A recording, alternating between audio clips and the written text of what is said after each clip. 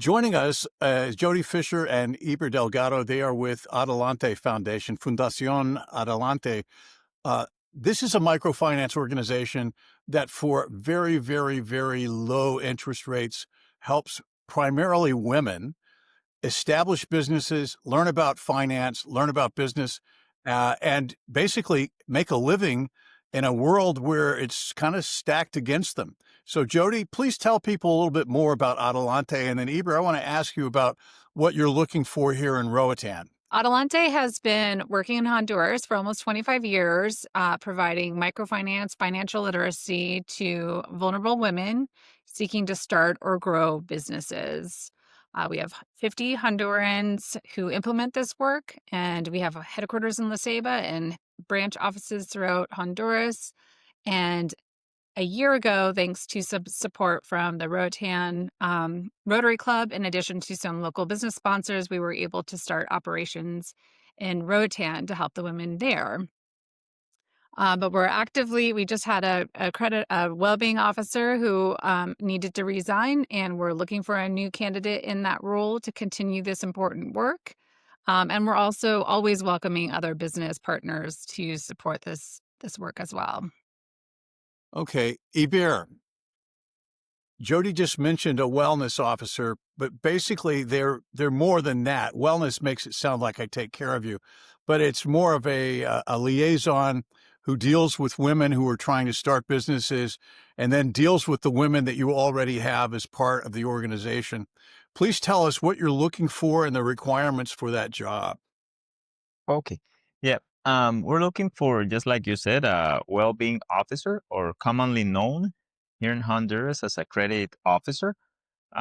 This person is in charge of giving support, follow-ups to the requests that clients do, as well as managing or processing. I think that's the correct word for the disbursements of the microloans to which they apply. It's a 90% field work. So you got to be driving a motorcycle all around the island, visiting clients and giving them support.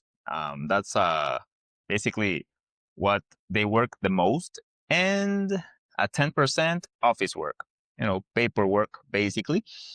The requirements, we're looking for somebody, it can be a male or female, no problem with that.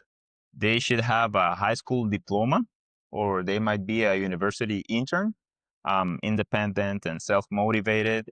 It would be best if they already have a motorcycle, disciplined, organized, and polite. We are into training a person. It's not necessary that they have uh, a lot of experience with microfinances. They just gotta be willing to learn and work. Now, Jodi, you were telling me that you're the liaison for Honduras, and the Fundación Adelante is run by people in the country, like Iber and his whole group and team. Um, what do you facilitate to have happen here in Honduras? We're locally registered as a microfinance institution in Honduras, and then we have a 501(c)(3) charitable arm in the U.S. So we work hand in hand with the implementing team.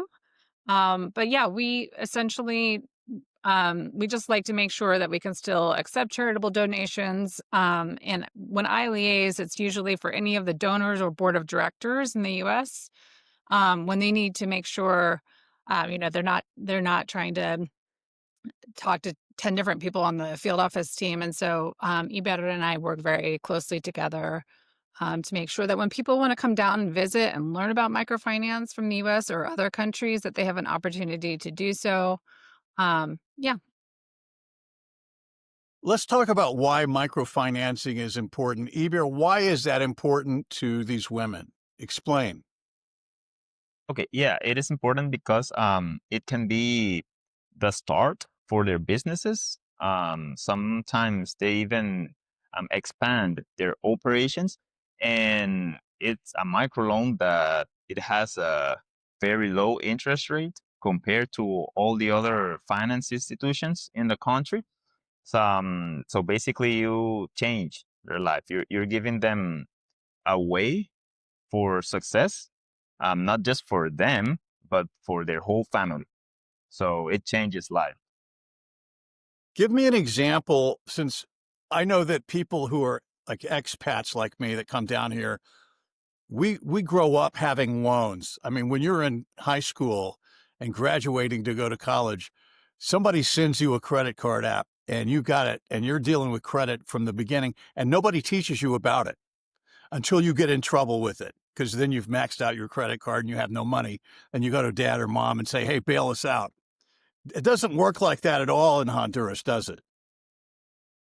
No, it doesn't. And just like you said, sometimes many people here in the country, they don't know how to work with a credit. They don't even know what a credit is sometimes. And we have this virtual platform called EVA, where we can, well, it's not that we can, we actually train them. We train all the entrepreneurs in finances, and it's completely free. I think I could use that.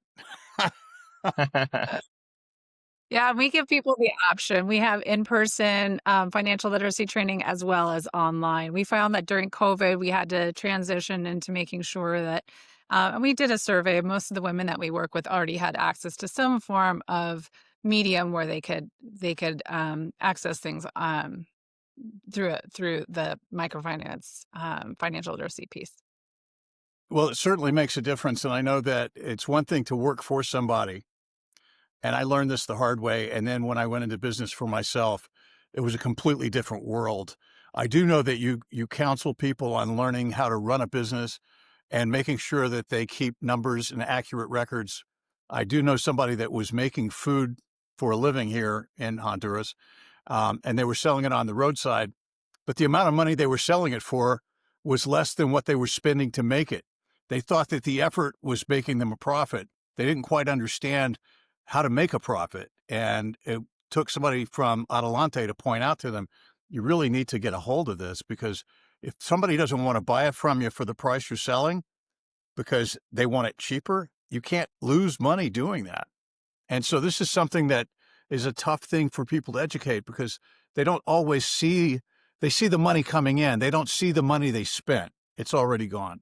Um, Final notes, Jodi and Iber, can you please share the contact number for your phone number so people can get in touch with you about the job here in Roatan, Iber?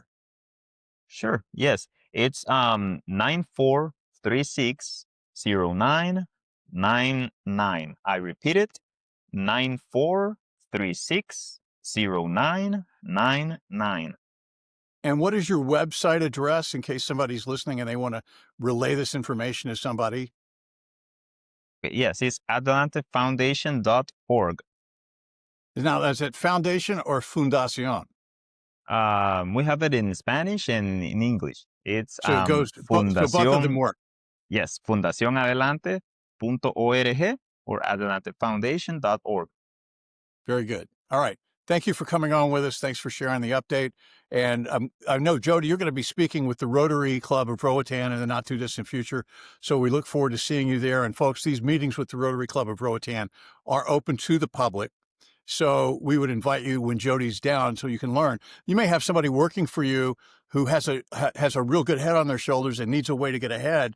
You can't help them, but Adelante can. It's exactly what this is done for. And people like Iber work all over the country to give people a chance at a better life. Thank you so much for joining us. Thank you. Thank you.